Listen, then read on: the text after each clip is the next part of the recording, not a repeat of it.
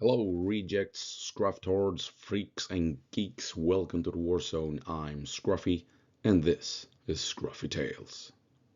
And oh boy, are we gonna piss off the Vatniks in this video because we're gonna be taking a look at why Kursk is actually a success.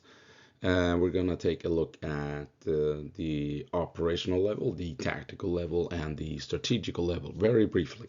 They did not meet all objectives as an operation, but they are meeting objectives tactically and strategically. On the strategic level, we are just beginning to see how they are actually meeting objectives in Kursk. So we're going to take a look at that briefly, as well as take a look at the maps, what's going on in Kursk, and what have you. And also we're going to take a look at Kupiansk very briefly, and take a look at Kherson, especially since Ukraine has received more boats, and there's only one place they're going to use boats, and that is down at Kherson. Right, so we're starting off with the ISW map as always. Not much going on except for here, this area here, and this is supported by Andrew Perpetua as well. If we take a look at here you can see how he has marked out a Russian assault towards this tree windbreak here across these fields. And same thing goes with Mayakovsk 73. And his map had to update apparently. Let's see what happens when we actually, here we go. Collapse legend. Move up here. And here you can see the same thing. Lots of destroyed vehicles as Russia is pushing down towards here and onwards, trying to bypass as well. So quite clearly Russia is trying to push down across this field towards this windbreak right here. And that is basically it as far as updates goes for Kursk. Let's see here. There we go. Where you go. Now that would be this windbreak right here, and we've seen Russia coming down this way, and if they grab this windbreak they obviously make it easier to approach the trees here right next to the river, and that will potentially allow Russia to come down this way, gain access to the cover here, and then make it all the way down to Nizhny Klin, securing this crossing here. That will give them access to these windbreaks so that they can move down here this creek. Same thing here, if they can move here with infantry along cover. There's a break here, as you can see they need to get across here if Ukraine is holding this territory. But if they can follow this windbreak, can get into these tree lines here, and then they can reach the creek all the way here and start putting pressure on the Ukrainians, and then flood the area with more troops. Son of a. And what Ukraine is trying is, of course, to push into Nova Ivanovka. They've tried to come in this way from the north. They've tried to push up into this forest here, or this wooded area, to push deeper into Nova Ivanovka. And if they can get through and grab this town and get into the forests here, then they can effectively put a stop to Russian actions pushing southward. Russia wants to go south. They want to cross all of these fields so that they can reach Sverdlikovo, because here you have a couple of vital bridges across a river. Here is one crossing point, and the other is here, or if it's up here even. Sorry, this is where the bridge is. And then Russia gains access to the interior of this river, and then they can push along all the way down towards Sudzha and this vital road here, this highway, because this is where Ukraine brings in all the supplies to the entire area. So that is why Russia is now putting focus on advancing down here, outside through Darino, Nizhny Klin, and then southward from Sliny Shliak. Up here, things have calmed down a bit. Seems to be some contested area here between Pogrebki and Orlovka, as well as over here we can see Russia coming down this way every now and then, trying to cross these big fields. So it's a bit unclear if they have established a presence in these woods. Ukraine is holding on to the gains they secured here around Kruglik the other day. Russia has not been able to force them back, so this is clearly a win for Ukraine over here. And overall, things are going according to plan, more or less, for Ukraine here in Kursk. So why is that? How is that possible? How are things going according to plan? If we take a look at it, we're gonna, on the operational level, tactical and strategical. Operationally, Ukraine has failed with 2 out of 3 objectives. Ukraine wanted, let's see if I can highlight it here using that one. They wanted Sudzha, they wanted Koronevo, and they wanted Glushkovo. Obviously, they failed in reaching Koronevo and Glushkovo. Here at Koronevo, as you can see, there's a river, and they wanted to take this part of the town at least, preferably all of it, but at least the part of town east of the river. They failed in that, and they also wanted to take Glushkovo, which is a very defendable place, right next to a big river, narrow choke point between Ukraine and river and what have you. So operationally, it did not turn out all that well for Ukraine. They failed with Koronevo and Glushkovo, but they grabbed Sudzha. Tactically, however, it's a bit different, because I'm screwing things up here. Tactically, Ukraine is inflicting massive amounts of casualties on the Russians all over the place. It is costing Russia a great deal to push Ukraine back. So tactically, the operation is working. They are inflicting a whole lot of casualties on the Russians here in Kursk. So yes, operationally, they did not meet the objectives. Tactically, they are. And now they are also meeting objectives strategically. In the headset shutting down right next to me here. Old classic.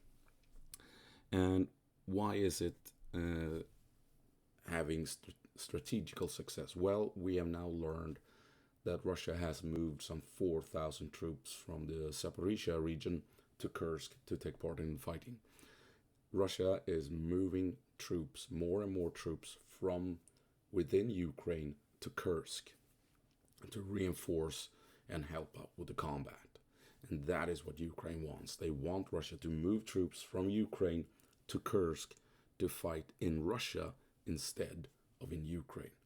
So the operation failed in 2 out of 3 objectives, but tactically they are meeting the objectives by inflicting tremendous amounts of casualties, and strategically they are also beginning to meet objectives, as in they are still holding territory, which is forcing Russia to move in more and more troops from within Ukraine to fight here within Russia instead.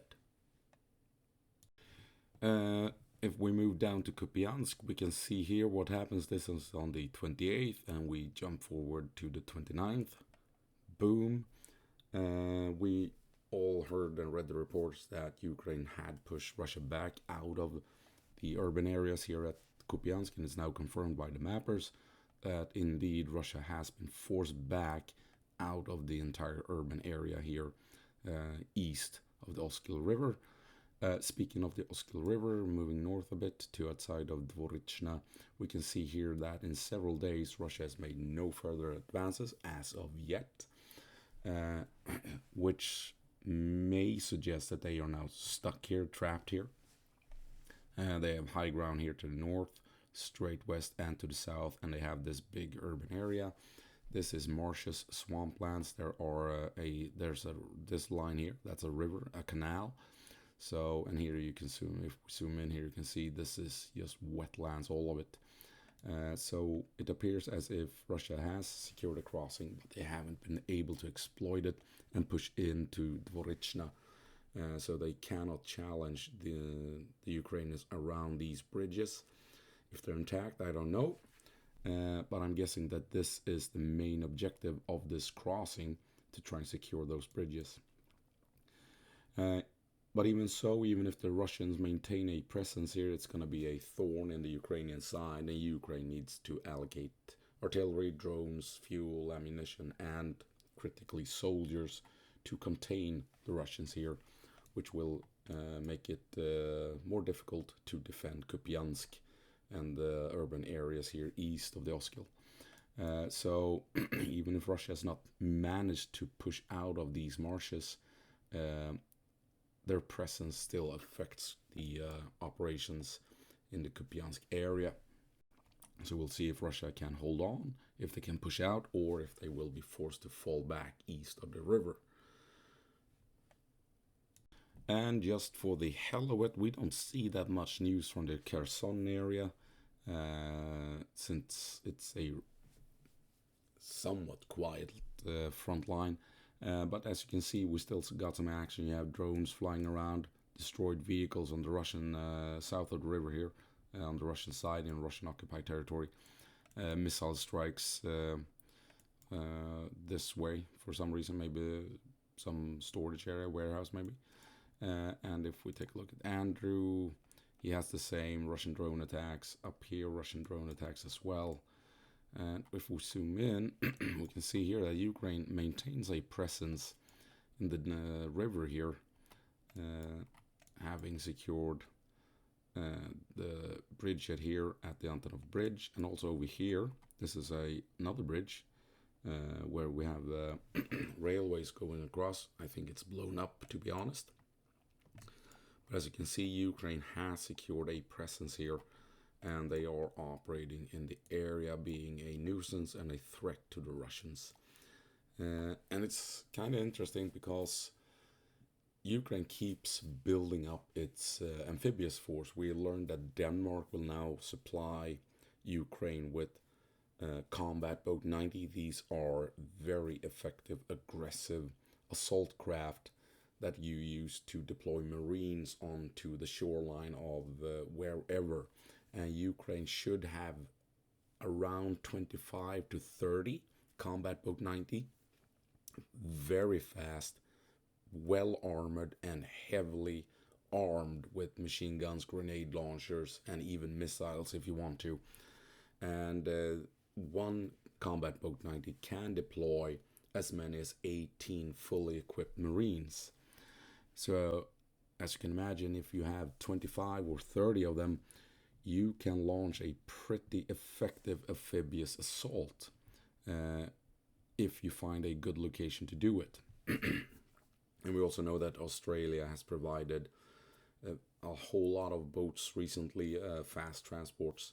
So all in all, let's see here, it's the Netherlands, Sweden, Finland, the UK, the United States, and Australia that has provided assault craft and fast transports to Ukraine. And all of those boats combined have now reached a number well above 200. So we have 200 assault craft and fast transports. Ukraine has used some of them out here in the Black Sea, attacking oil rigs and what have you. Made some raids here, across here, this small peninsula here, Kinburn Spit, I think it's called. Some raids in this area, and assaults against the oil rigs here out at sea. But like I said, they have a very capable amphibious force with potentially 30 Combat Boat 90s at their disposal. So, yeah, we'll see what happens. I think 2025, during the spring or summer, we might see Ukraine trying to pull something off here in Kherson, especially if Russia has begun moving more and more troops to Kursk. And that's gonna have to be it. Sorry for my throat. Just keep catching these colds. Anyway, so that's gonna have to be it. I hope I'll see you in the next one. And look in the comments for some pissed off Vatniks. I guarantee you they're gonna be down there. Anyway, as always, go på marsch, Ukraine, and give them hell.